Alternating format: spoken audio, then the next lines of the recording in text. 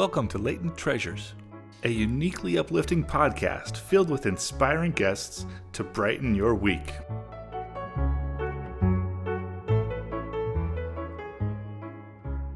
Our show takes inspiration from a lesser-known quote from C.S. Lewis. What we want is not more little books about Christianity, but more little books by Christians on other subjects, with their Christianity latent.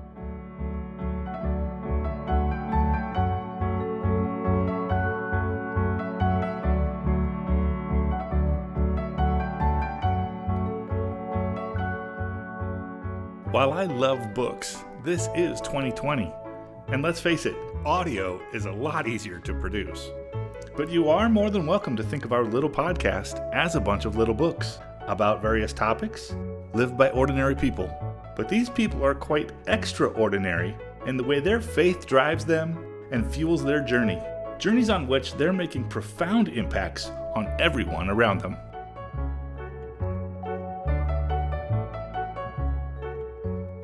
We hope you'll be blessed by these stories and recognize that inside each of us is the ability to be similarly extraordinary. If you like our show, please subscribe. And if you find any individual show special, please like it and share it freely. Mortgages are one of the most complicated and yet important financial tools people deal with in the normal course of life. It's an industry that can be intimidating to navigate, especially if you don't have a trusted advisor already at your disposal. Our guest today is Mike Wise, a mortgage originator and owner of a mortgage company based in Westlake Village, California. He exemplifies what it is to be a latent treasure in his work and personal life. In addition to having 20 plus years experience in mortgage origination, he is a husband of 28 years, father of 4 children, is also an active board member of a foster care charity, and is an emergency foster care parent. If you're unfamiliar with that, you'll soon learn more about it. We discuss the climate for refinancing, new buyers, and even investors, as well as highlight what it looks like to run a mortgage company in ways that both honor God and provide a healthy, happy life for all of the company employees. We thank our great cover artist Cheyenne Summers and our music provider Mary Rogers. Their respective art can be found via their links on both our SoundCloud profile and the full show notes found at our website, bethechurch.org. Please help us support them by checking out their pages. But without further ado, please enjoy this conversation with Mike Wise.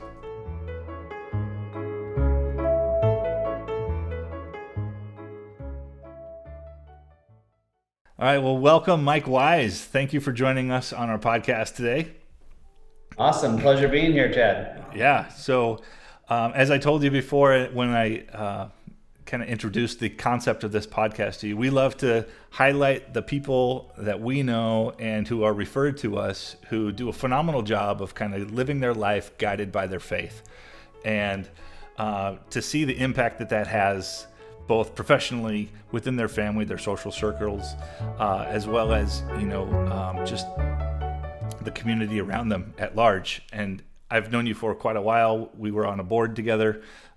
We did a lot of volunteer work together. We've been at the same church for a number of years. And you definitely stand out as somebody who fits that label perfectly. So I'm so glad you accepted our invitation to come on. For those that don't know, Mike is in the mortgage industry, and we'll get into that. But I'm curious, because I haven't dove in too far into it with you in the past, but I love finding out what has brought someone from where they began to who they've become as an adult. So do you mind sharing a little bit about your childhood with us? Yeah, for sure. I was, there's no massive, exciting story here, but basically I was the youngest of 3 kids, and my mom and dad raised me in the Lutheran church. And so they were very faithful at going to church, and we went to church every Sunday. We did not miss. And so, but the same thing, we went to a Lutheran church, and we basically said the same things, same prayers, same songs over and over and over again. But it drove kind of that going to church on a weekly basis. it kind of that instilled that into me, and I still, we Kristen and I, we still go to church every single Sunday, except for during the COVID period, of course. But yeah, we instilled that in our children as well. So that was kind of uh, the growing up in the church was a good thing, and then a little bit more about just kind of the faith is that I was going to elementary school and they started busing kids to different areas because of trying to integrate kids into different school systems and stuff. And so my parents decided they wanted me to go to a private school. Well, that private school was a Baptist school, and so that's kind of where my faith kind of turned at that point in time, being around more Baptist people group, if you will, Yeah. and going to church with them and hanging out with them, and actually meeting my wife there as well. So that kind of changed my experience with church and made it more alive. Yeah. Yeah. And it's amazing the transition that occurs when that becomes so much more personal. Absolutely, absolutely. Yeah, it definitely,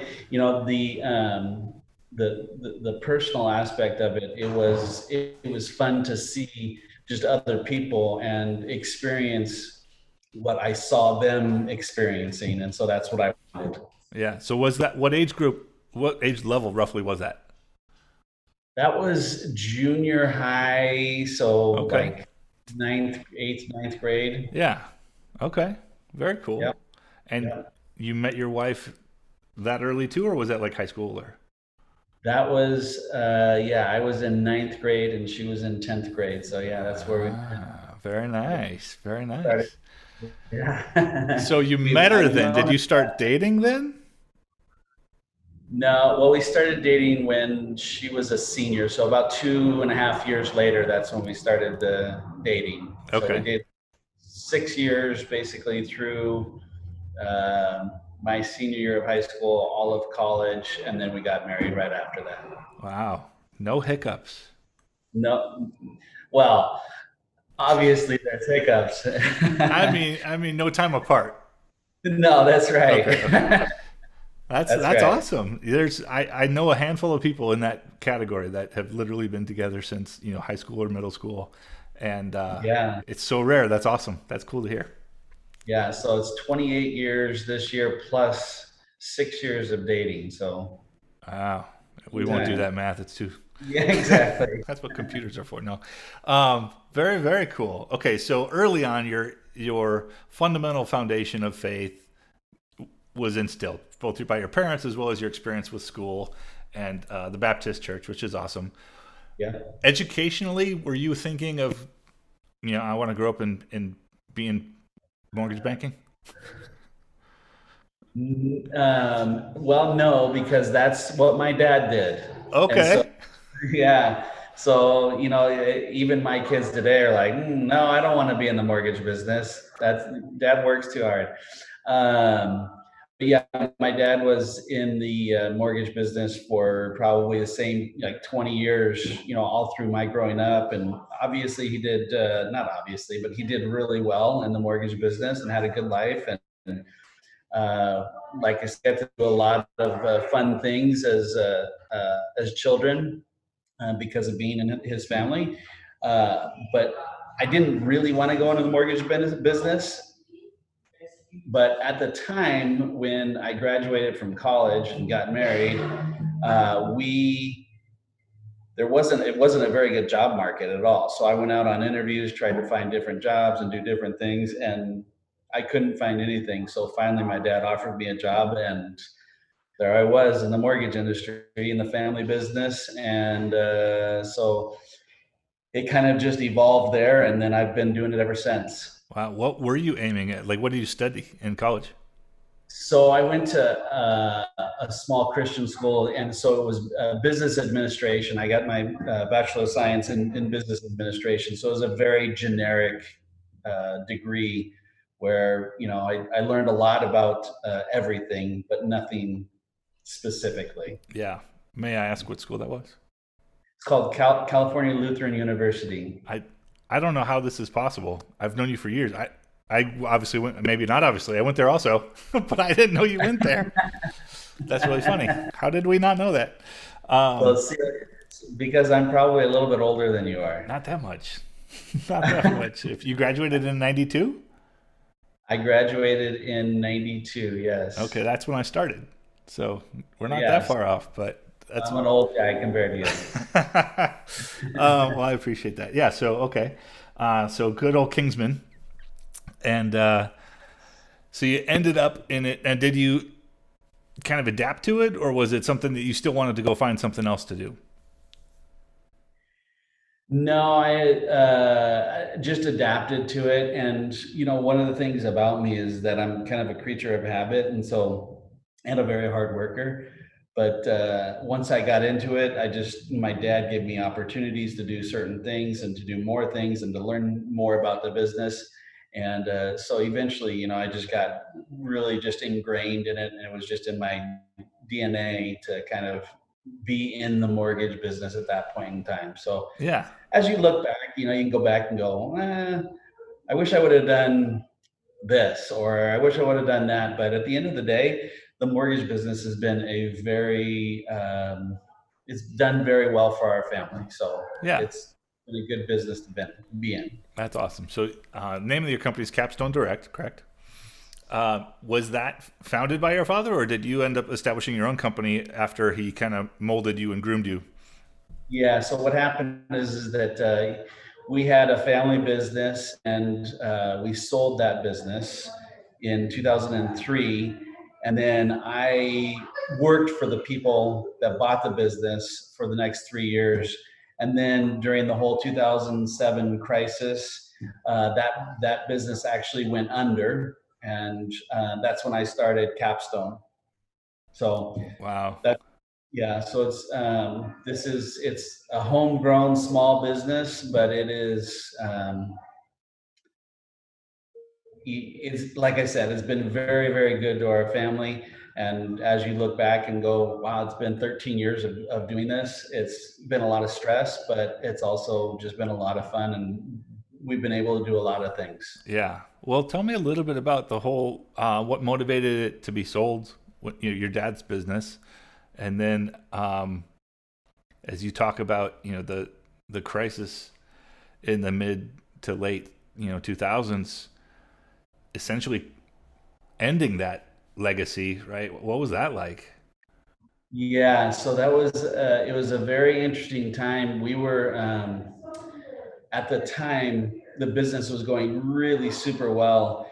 And but in the mortgage business, you don't know this, but I mean, it is a very cyclical market, and it's very up and down. Like right now, we are having amazing months of business. Well, in 3 months, that can change in a heartbeat, and we can be just doing hardly any business whatsoever. And so it's very stressful to be in this business, and you just don't know when it's going to come, the business.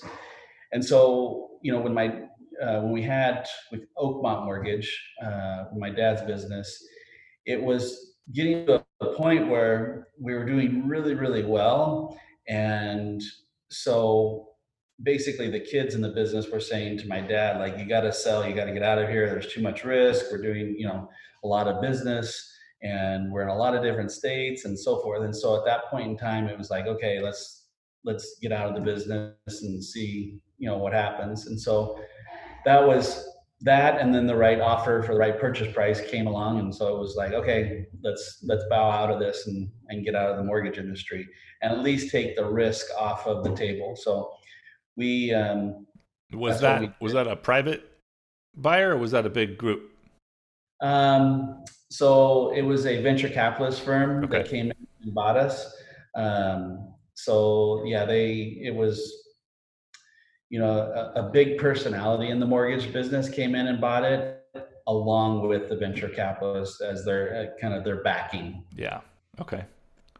And then as that faded, I mean, was you roll with that punch, or I mean, was there a sense of loss in there? I'm just trying to put myself in your shoes, thinking, my dad's Yes. company's now gone. So it was, one of those things where, like I said, it was very kind of the leader at that point in time, the president, very, very high energy, outgoing. And so while we're in it, it was like, man, I really want to be a part of this because we're going to take it from where we were and we're going to grow it. And we did. We went from doing, $100 million a month in business to doing $1 billion a month in business. And so it was huge. It was great. We grew branches and the volume went up and so forth. And yet at the same time, when you go back and look at it, and hindsight is always 2020, I'm in there going like, man, some of these things that we're doing, some of these guidelines that we're putting out, they're just going like really, really super aggressive. And I really don't like that we're doing this, blah, blah, blah. And the new management was kind of like, come on, just come with us and we'll take you along for the ride. And I'm like, okay, great. This is going to be fun. Well, then 2007 hit and it just went crashing to the ground super, super fast. Yeah. How many So years was that really loose underwriting going on? Sorry, I not was that that's probably, specifically what you meant, but I know underwriting got yeah, really loose there for a while. How long was that? I would say for probably 7 years, maybe. Wow. It was a good amount of time. Yeah. Okay. We went, our business, this is again something that you don't really need to know that much about, but I mean, we were a smaller mortgage company and we went from doing just a ton of loans and not making any money to doing these subprime loans and making a lot of money doing them. And as you look back on it, it's kind of, some of the things that we did were like, nah, that probably wasn't the best thing to do. But after we sold the company, that's when it started to go even crazier. Like it's 100% financing, it's no income. And that's where I was going, this is crazy. What are we doing? And that was really, really the impetus of the crash at that point in time. And I'm not going to go into details on whose fault it was, but at the end of the day, it was just bad decisions. And once the values kind of turned on these loans where the property values started to go down, then it just kind of tumbled and went down, and it was a train wreck at that point in time. Yeah. No, absolutely. Um, what would you say your the biggest lessons learned from a mortgage business standpoint that came out of that? Not Um, necessarily from a lending, right, as far as underwriting, but from a business running your business in that industry. What I mean, there had to be some massive. Yeah. So I'm conservative in nature already as it is, but one of the things that I would say came out of it was that, you know, I have to, if I'm going to do this on my own going forward, that I have to save and continue to kind of like put money away for a rainy day. And so that, you know, that's nothing new. And you could have said that in 1950, but it's the same thing today because of the cyclical market that we're in. You have to save for a rainy day. So it's just keep on pushing it away and put it in the side. Um, and then I would say the other thing is just fortitude. There's the continuing to move forward and to kind of get through challenges. And most of the world doesn't even see these things, and everybody has their own business problems or stresses or what have you. But just knowing that you can power through some of these things and work hard and use your mind that God gave you to make educated decisions, the wisdom that you've grown over time, you know, it's so helpful to have that just experience and to help you make decisions today based on what you've been through in the past. Yeah. So Well, huge learning curve. I happen to know many. Well, I shouldn't say that. Let me rephrase that. I happen to know a lot of people are incredibly satisfied and happy with how you run your business, both your employees. I know you've got many happy customers. I see it, I hear about it. Um, so obviously, how you've architected Capstone, right, and how you integrate that into your workplace, as well as how your workplace interacts with your clients, Yeah. has to be good. So talk a little bit about how you've designed that. Yeah. So the one thing that I'll start off with this is that we use an acronym called RISE as kind of our backbone of kind of the business. And so that's relationships, integrity, service, and expertise. And so the service and the expertise, that's just normal book of business. That's kind of, you need to service your customers, and you need to be experts at what you do in your work. So those are kind of the last two. But relationships and integrity are kind of the what I would say kind of drive decision making that we do here. And relationships is not just relationships with your customers, real estate agents, or borrowers.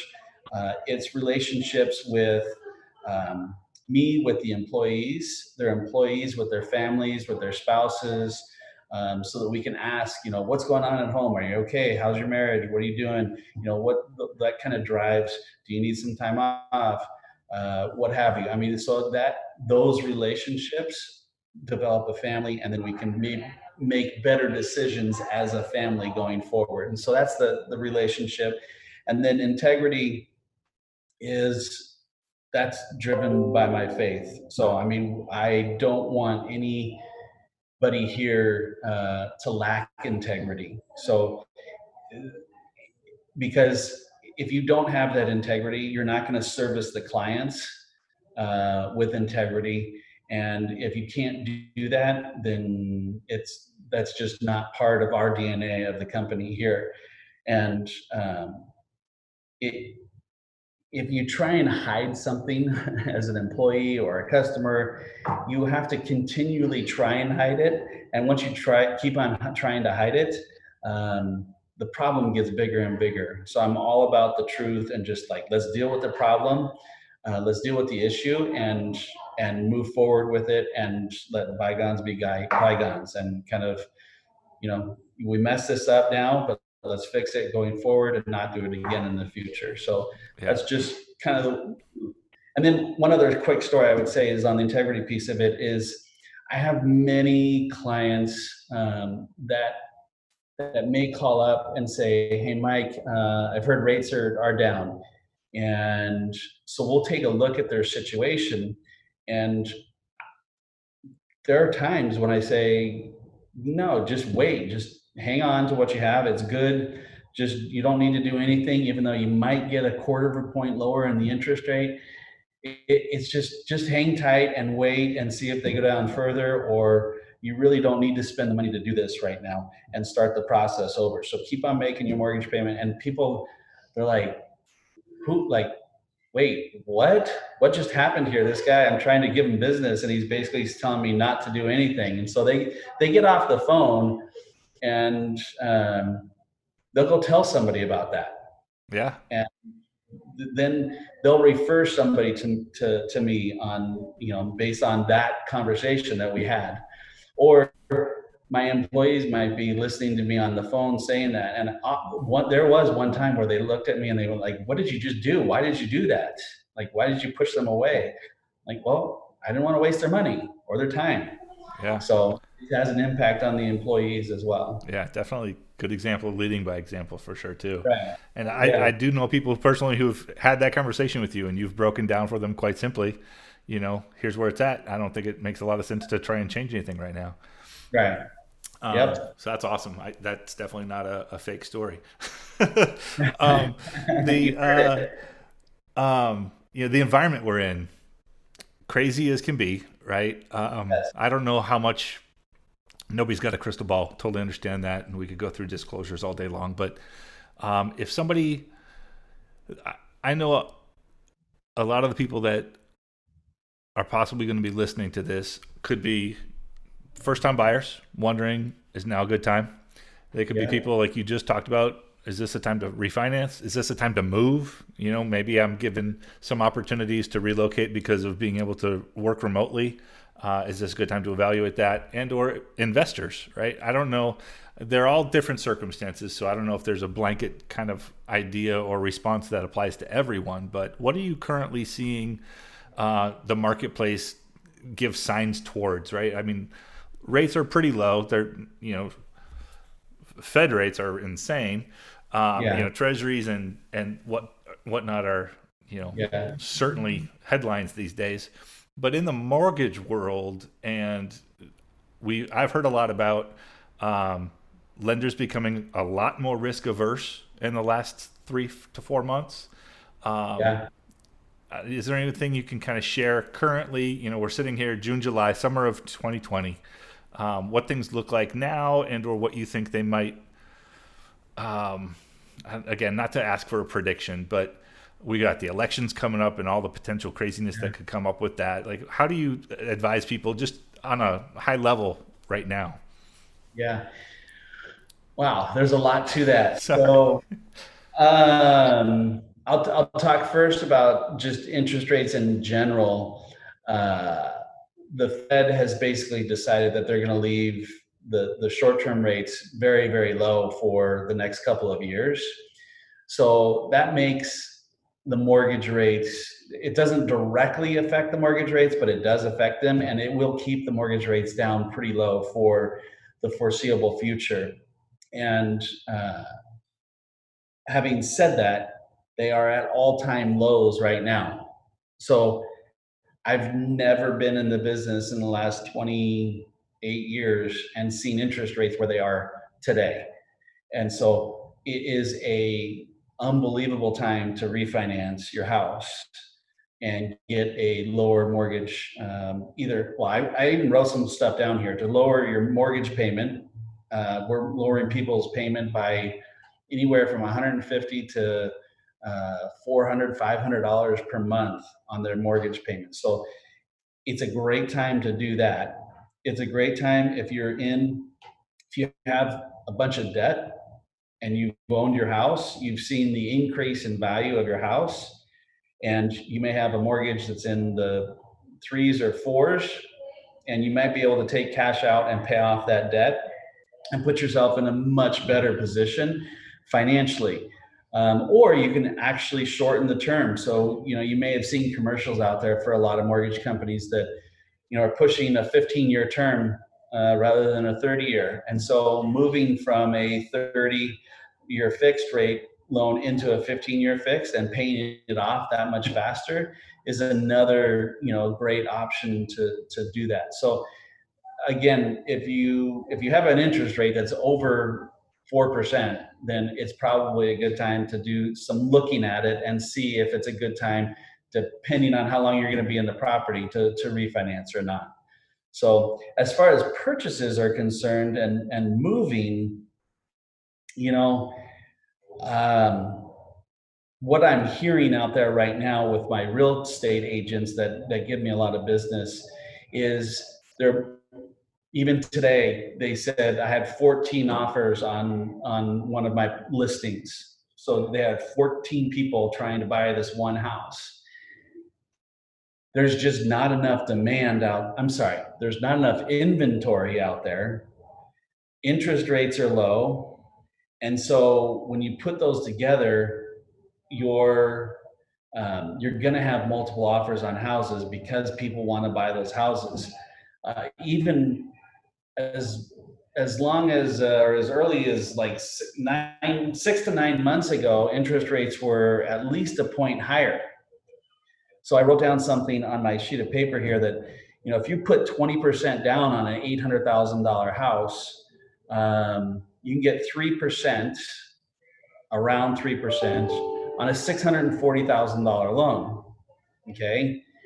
If the rates were at 4%, you could only qualify for a $565,000 loan. So 9 months ago, Chad, you're out buying a house, you could only qualify for $565,000.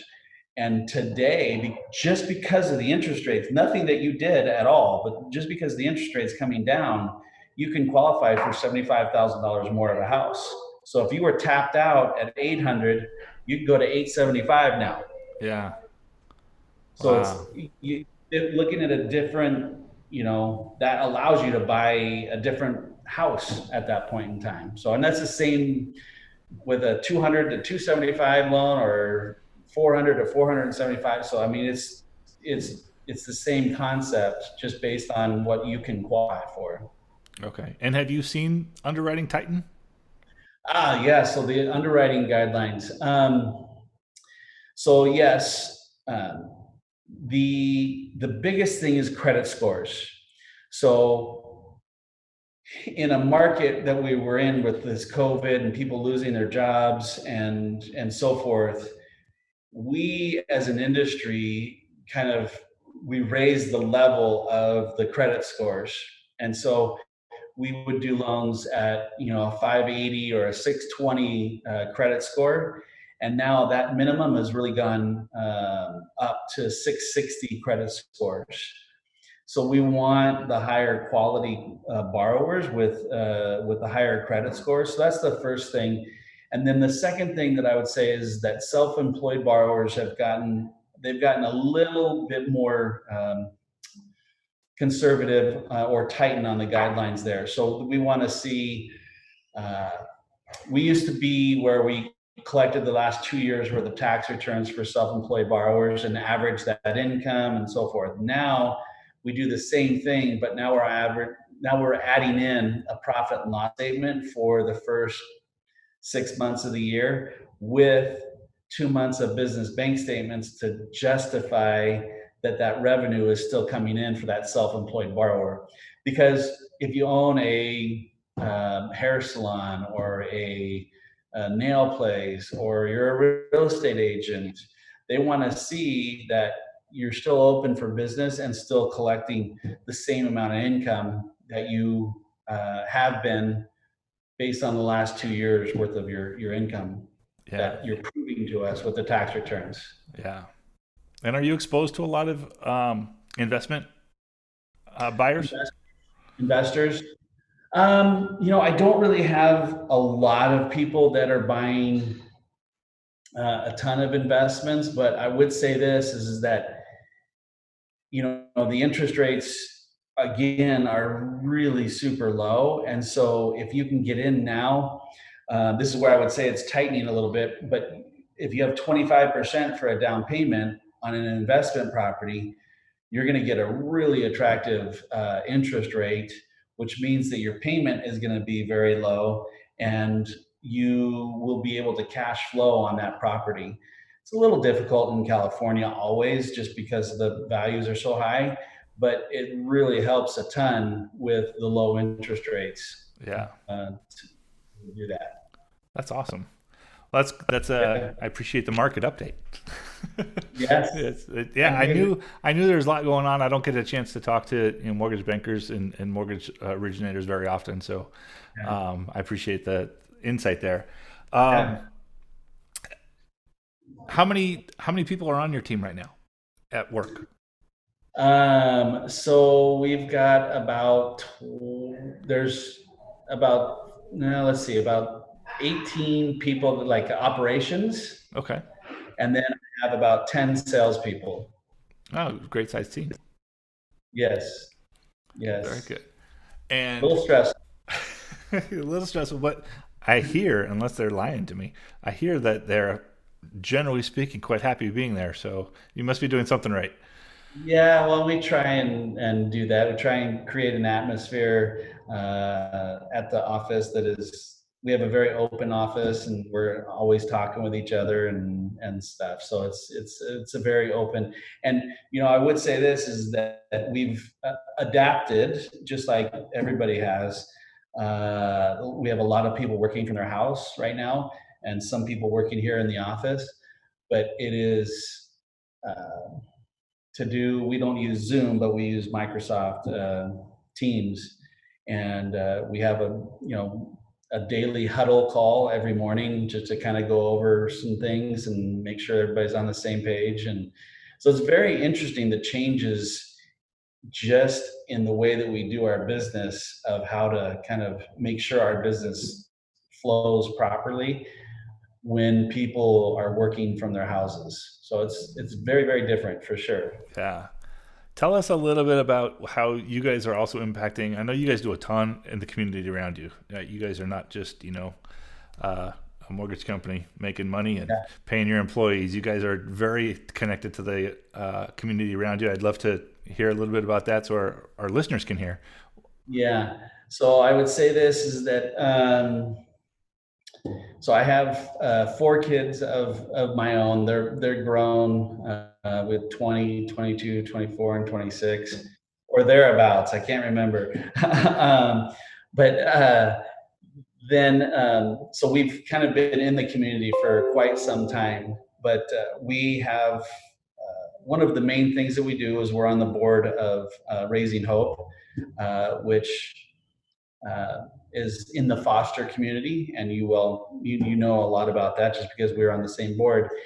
And one of the things that my wife and I have done is we've fostered about 100 kids have come through our house over the past 8 to 10 years.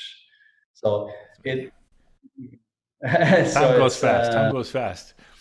yeah, and some of them for a day, some of them for um, a year. It's just all over the place. But we've developed a relationship with a lot of people in the foster community as a result of doing that.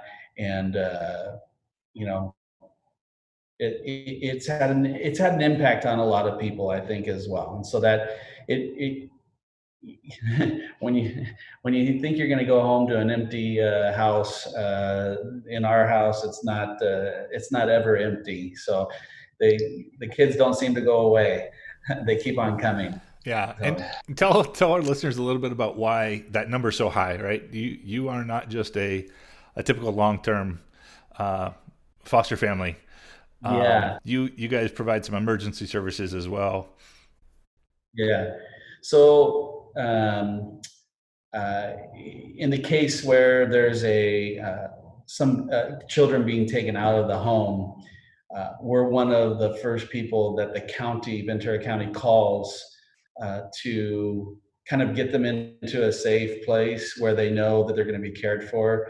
And so they'll call us, 1, 2, 3 o'clock in the morning, and know that they can come by our house and stay at our house. So that's the emergency services that we kind of offer. And the kids may stay there for, like I said, for a day. Usually it's more than that. But until they can find out what they're doing with their particular situation, going back to their family, going to another family member, going to go to another foster family that wants to adopt. Chris and I do not have any intention of adopting kids. And that's kind of one of the reasons why we're in that emergency care situation, because they know that they can put them with us, again, feel loved and cared for, and then be able to move them to a different home that, so they can get their bearings right and figure out how to make a right decision before they move those kids. Yeah, that's huge. Yeah. What started that whole journey? As some of our friends, they were about 10, 12 years ago, they were uh, getting into the foster world, and they started adopting kids out of the foster world.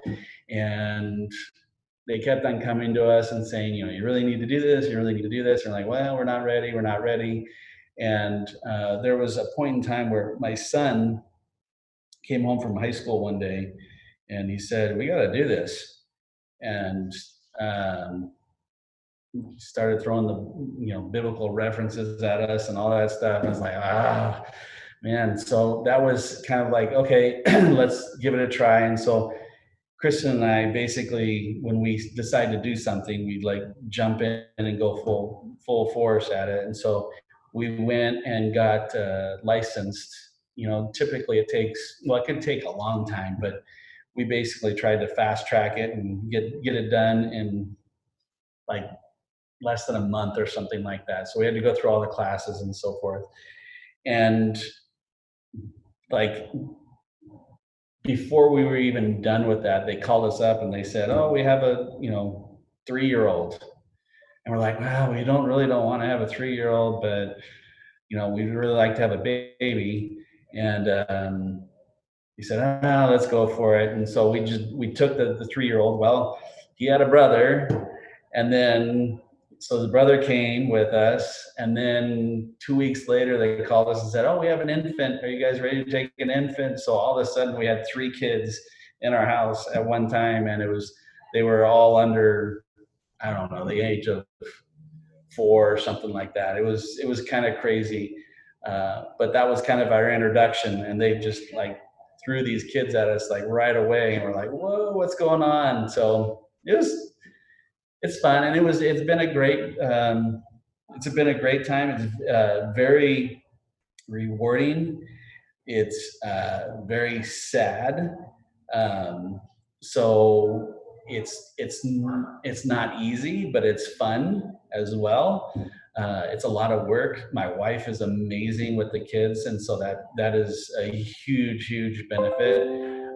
And she gets to stay at home and do those, you know, things that some other people might not be able to do. So, Yeah. but she's kind of like the rock in the foster world for the kids there. Yeah, man.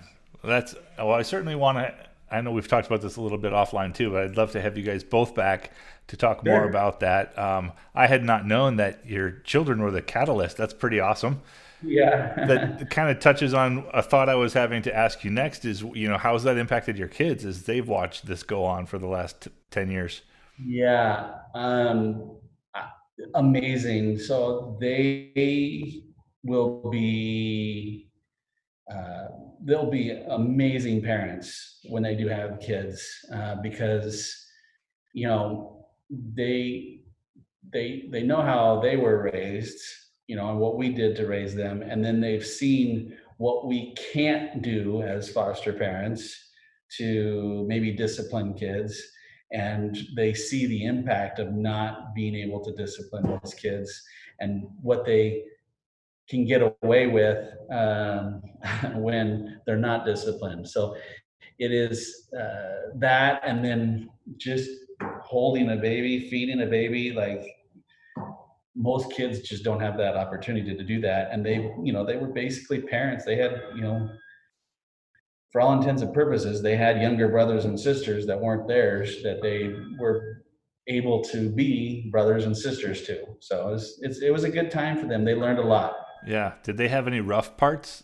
I mean, or trouble with any of it? Did they ever feel like why are my parents giving these kids all this attention when they got four of us Yeah. that need attention? Not that they've told us, or not that we've seen. So maybe in another 5 years that may can't come out or something. But I no. But that's one of the reasons why we made the decision when we did to kind of say yes to doing this. Uh, it could be difficult if you have uh, a biological 4-year-old child, and you're adopting or fostering a 6-year-old, and you can't discipline them the same way. The your biological child might get a little frustrated, or to kind of see like, why are they getting treated that way and why am I getting treated this way. So that was one of the reasons why we didn't do it until the kids were a little bit older. So I think our youngest was maybe 12, 10 or 12 years old. Yeah, So I'm doing the math in my head. It sounds about there. I was thinking 12. yeah. Wow. Yeah, because Dawson's 20 right now, so yeah, 10 years ago, so around 10 to 12. Okay.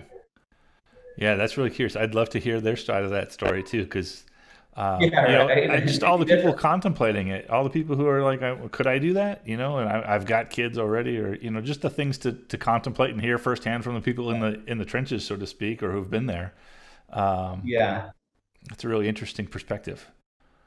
yeah. It's I would say, you know, we're like fully engaged with it, and so for me sometimes it'll be different than Kristen, but for me it's kind of like, man, I just want to be able to go away for a week and not have a child that we have to deal with or have to kind of bring with us or what have you, whereas um, Kristen's like all in, and it doesn't bother her. She just gets up, she does everything the same way that she normally would, with or without a child, by her side. So Yeah, I've definitely seen that in kids in towed at board meetings and events. right. That's awesome though. Do you Yeah. get to ever like communicate with the county and be like, we do need, we've got this event, we need a week where we're not called upon. Do you have that flexibility, or is it you're full Oh time yeah, on we can. call? Yeah, no, we can say no anytime we want to. Um, Generally speaking, when we're licensed for up to 4 beds right now, so we can have 4 foster kids at the same time. And we do that because we would rather not see the siblings be broken up. So, but we can call the county anytime and basically say, you know, we need a break. We're not doing this for right now, and just hang tight. I think there's more and more people that are getting licensed, and so they have more opportunity to give kids to different families at this point in time. So that's Yeah, that's helpful for sure. for sure. That's good to hear. Um, Yeah. if you would look back 5 years from now, so move forward 5 years in the future, and picture, big picture of everything, your family life, your business, your involvement in the community. What's life need to look like 5 years from now to make you feel like you maximize the opportunities for the next 5 years? Oh man. Yeah. My wife and I were kind of just talking about that a little bit last week, and I would shouldn't admit this, but I am probably a workaholic, and so I spend a lot of the time at the office. So, and I do that because I want to set myself up for the future. And so, in 5 years, I would say I would want to be working a little less and traveling a little bit more and hanging out with my wife a little bit more. Um, to My wife and I have a great relationship, and she loves that I work hard and loves that I'm not at the house every single day. Um, but yeah, I mean, I would, I still want to work. I love working. It's in my DNA to work hard and to do all that, but probably not quite as hard. So I'd like to set up the next 5 years to be able to kind of do that in 5 years. That's awesome. Okay. Well, like I said, if I can get you on the hook on air, promising to come back with your wife, I definitely want to Yes. do that. But I want to thank you for your time. I have one last question for you, though. If you Yeah. can give our listeners one nugget of wisdom in case they miss your next conversation with us or never hear from Yes. you again, one nugget of wisdom that they can take with them and be blessed by, what's the Mike Wise nugget of wisdom? Um, you know, you put me on the spot a little bit Yeah, here, but sorry. This one's the surprise one. um, I am fully, especially with what's going on where right now, hard work does pay off if you stick with it. And so uh, I have been blessed with a lot of opportunities, but at the end of the day, for the past 13 years of having this business, I have worked really, really, really hard. And so, whether it's doing mortgages or, you know, farming or doing a podcast, do it, work hard and do it as best you can. And in the end, it should pay off. Very nice. Very nice. Well, I appreciate your time today. I know we're a little bit against a clock today, but thank you so much for sharing your wisdom and your story. You're a fantastic model that I know your kids are very fortunate to have. Your wife is blessed, as you are, to be married to her. Um, Yes. and I've loved working with you through the years on the board and volunteering at church and other things as well. So, congratulations on a life well lived already. I pray that you have a lot more success in your future. If anybody, we'll share all your social links too in our show notes. Okay. But like, make sure people have a way to get a hold of you. But thank you for your time today.